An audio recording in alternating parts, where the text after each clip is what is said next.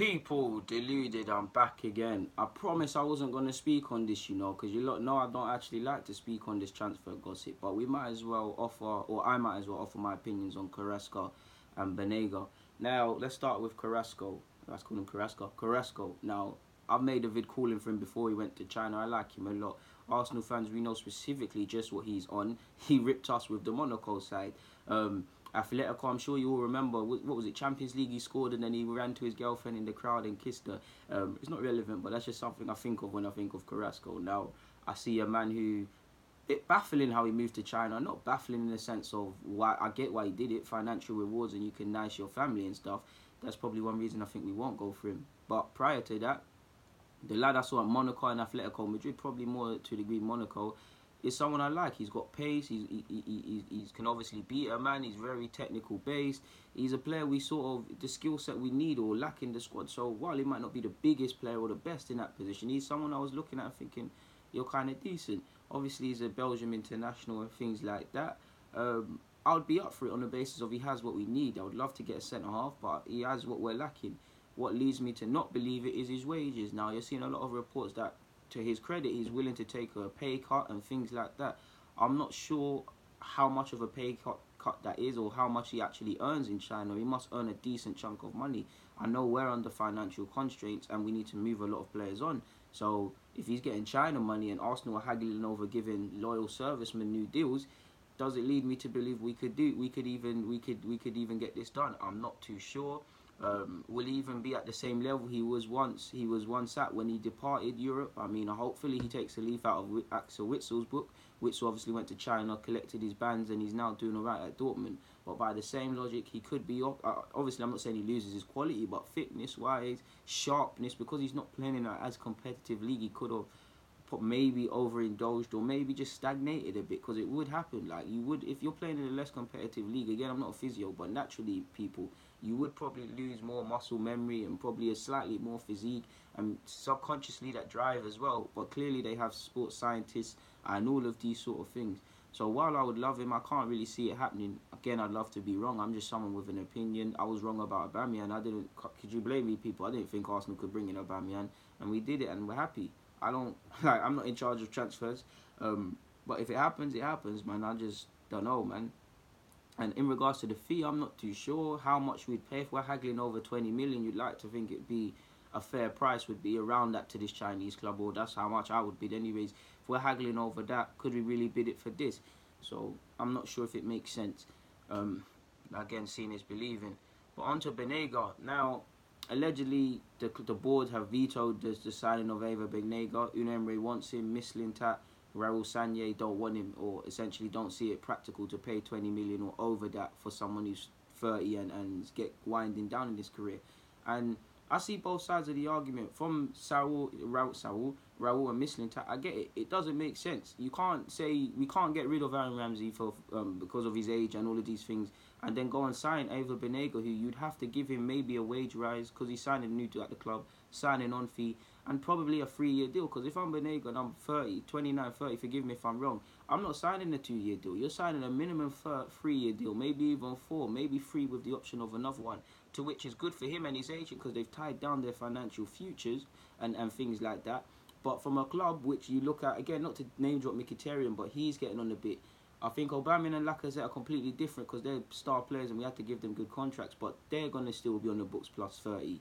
Socrates technically, Koscielny is technically there. So Giroud would have been here if we didn't move him on. So you see Ozil as well. So you see this sort of thing, Monreal too, and there's even talk of getting a new deal. So you see the problems we would get ourselves in more than we are already. It wouldn't make sense. It'd be ridiculously hard to shift. We've been on him from the summer, so I sympathise with him because regardless of his age, or not that I think the age thing matters, because you see Fernandinho and David Silva, they're still doing alright, but that's not Arsenal's case. And if Fernandinho, well, it goes to pot if Fernandinho's not there, but if Silva's not on it, you've got Bernardo, etc. So it's completely different. I sympathise with Unai Emery because I see, especially in regards to midfield, immediately wants to do. Clearly, he's very pragmatic, but you could potentially see a 3-man midfield of either Banega, Xhaka, and obviously Lucas Torreira. That's exactly what he wants to do. 3 three-man midfield with a multifunctional midfielder. Banega can obviously do box-to-box. He can be a bit more slightly attacking. He can be a bit more slightly defensive. He knows how Unai Emery works, and he can kind of dictate play from deep. So I think that's what he would want. He would want his defence, obviously. He would want his three-man midfield, and then the two strikers have to do, or the three-man front three have to deal with what they have to deal with. So I sympathise with him, but it doesn't make much sense. You can't, again, Wilshere wasn't at the level to stay fully fit, clearly, but you can't get rid of Wilshere, Ramsey, etc. and bring this man in. It wouldn't make sense financially at all. He would obviously have a big decision to make as well. Does he leave Seville and things like that, where his family have been settled, and make one big jump in his career? Personally, I can only comment on paper talk, but it just feels like we're begging him to join us, because 1 minute he doesn't want to join, he doesn't want to entertain, and we're still linked with him. So yeah, and it is worrying if we can't find someone with this skill set that's probably a lesser known name, or for a lesser fee. But it is what it is, and to the fans it is quite baffling, because we don't know what we're trying to do in regards to strategic targeting of players, moving players on. We moved away from giving 30-plus-year-olds new deals, from not giving them new deals, and it's kind of hurting the club, to be fair. Like Koscielny, if you remember when Giroud and Coquelin signed a new deal, he got a new deal till 2020. He essentially should be leaving in this summer. It's obviously we've been left in a mess, and it's going to take a while to clear this. And even if they were to have a clear strategy, get rid of players that need to be got rid of, bring in a competitive squad, sort out better yet the wage structure and the transfer things, and make us a competitive side, and Unai Emery gets them playing how he wants, and it all goes well. So for me, it doesn't matter if Sanye, Mislintat, Unai Emery, if they all do their jobs to the best of their ability, because we're relying on a miracle. Stan Kroenke don't give a crap about this club. Sooner along the lines, it will come down to we need to invest, and if there's not a winning mentality from the top, it will trickle down. Look at Spurs. Spurs have been certified for how many years in the Prem now? Pochettino can see it, the fans can see it, the players can see it. Sooner or later, it comes from the owners. Levy has to put his money in his pocket and back Poch, for example, and say, go out there and get, I don't know, James Rodriguez, or go and get this marquee signing that can partner, that can bring in new fans, to bring in new money, and make people sit up and think, all right, Spurs are serious now. But immediately to on-field matters, help Dele Alli, help Son, help Kane, all of these sort of things. And they can't go to, you see already, not to get at Spurs, but they can't go to that next level without that. Because realistically, Spurs are still in the title challenge talk. But if you look at their squads compared to City and Liverpool, it's not there. And if they, again, it wouldn't be there if they were to just sign one marquee player, but it would be just that much stronger. So we're going to need to do a lot. I'm not going to sit here and blame Kroenke for everything, because he is in trouble for a lot, and ultimately he's the owner of this club. I'm not going to blame him for everything.